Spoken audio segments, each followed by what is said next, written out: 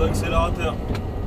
Système hacké, direction assistée en panne, l'accélérateur. Message comme quoi le système a été hacké. Probabilité, attaque cyber.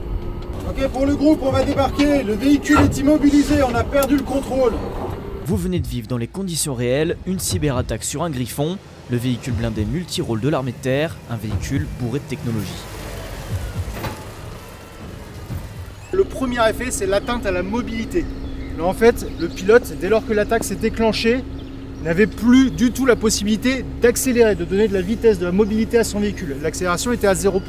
Cette simulation s'est déroulée dans le cadre de l'exercice DEFNET, un exercice annuel organisé par le ministère des Armées et le ComCyber pour s'entraîner à détecter, analyser et contrer des menaces cyber. La menace existe. En réalité, nos systèmes sont déjà bien protégés. Ça veut dire qu'un adversaire qui voudrait nous attaquer devra prendre beaucoup de temps.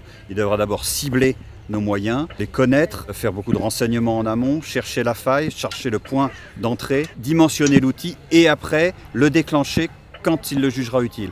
Donc il y a un travail amont, c'est pas à la portée de tout le monde, c'est pas de la cybercriminalité classique, c'est souvent des États qui se cacheront derrière cette menace, des armées adverses, plutôt que le cybercriminel classique qui vient attaquer nos hôpitaux. Aujourd'hui, ce qui était important de vous montrer, c'était la spécificité dans le monde militaire, sur le champ de bataille, quand le cyber vient impacter directement la disponibilité de nos matériels et vous montrer comment concrètement, dans le cadre d'une opération militaire, ça peut avoir un impact absolument décisif sur la bataille. Deuxième volet de l'exercice, intervenir sur le véhicule qui a été attaqué pour détecter la faille et le remettre en état de marche. C'est le rôle du GIC, le groupe d'intervention cyber. Une fois qu'on a identifié vraiment la cause, on remonte toute l'arborescence pour voir à quel moment ce fichier ou peu importe, le logiciel a été modifié et en fonction de ça, de prendre les mesures adéquates. Chez nous aujourd'hui, ça n'est pas arrivé. Encore une fois, les systèmes sont protégés. Mais vous voyez, avec le développement de la technologie, les avancées, l'arrivée de l'intelligence artificielle qui pourra potentiellement aussi aider les attaquants, nous devons nous préparer et nous prémunir. Alors la lutte informatique offensive, c'est l'inverse. On va se placer du côté de l'attaquant, c'est-à-dire comment nous, on va travailler pour développer des capacités pour attaquer nos adversaires potentiels. Pouvoir offrir à nos forces, lors d'un engagement majeur, la capacité de neutraliser par le cyber, on parle souvent nous de combat cyberélectronique parce que vous l'avez vu, le déclenchement par exemple se fait par les ondes et donc par ce combat cyberélectronique venir impacter l'adversaire. Ce qui se passe déjà au niveau tactique aujourd'hui en Ukraine. Sur les JO, je ne suis pas en première ligne à proprement parler. Je suis responsable de la protection des systèmes des armées qui seront déployés sur le terrain. Donc nos unités, nos systèmes.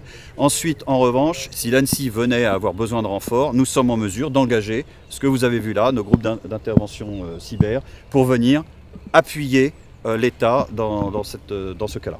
Pour les JO comme ailleurs, les gens qui voudraient renvoyer, soit se faire de la publicité pour les cybercriminels, soit dégrader l'image de la France, soit entraver. Et c'est pour ça que je vous dis que la combinaison entre une attaque cyber et une attaque d'influence, c'est-à-dire qui visera à discréditer davantage, pourra avoir de l'importance.